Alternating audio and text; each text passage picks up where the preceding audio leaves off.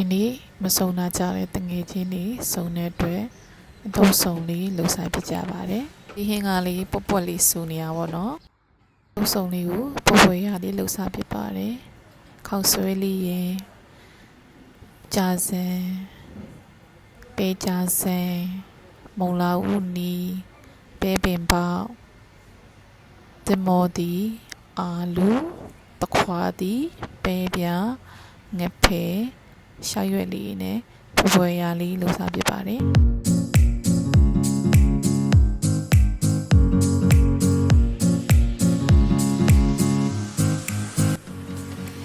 စီနီလေးရဲ့စစ်တုံးအဖြူနီစီတက်ထားတာလေးရဲ့မကြီးရဲ့ပစွန်ကြပဲမုတ်ငယ်တီမုတ်ငပြားကြီးစားတာလေးလည်းအစင်သင်ပြင်ဆင်ထားပါတယ်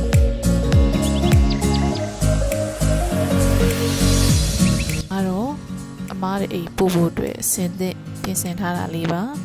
ဘူးထဲမှာလည်းအစုံလေးထည့်ပေးထားပါတယ်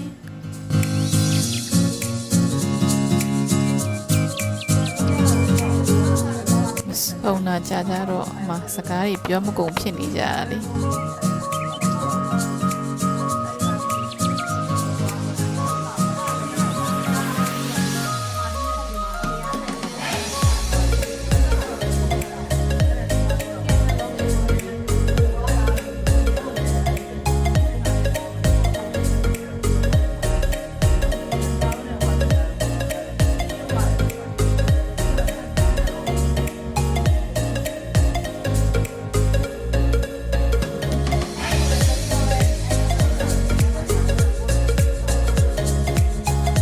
ရောက်နေတဲ့တငယ်ချင်းတွေနဲ့စကားတွေလက်ဆောင်ကြရနေရနောက်တစ်တငယ်ချင်းတွေမလာသေးတော့စောင့်ပြီးတော့စကားပြောနေကြတာပေါ့နော်မစားကြသေးဘူးပေါ့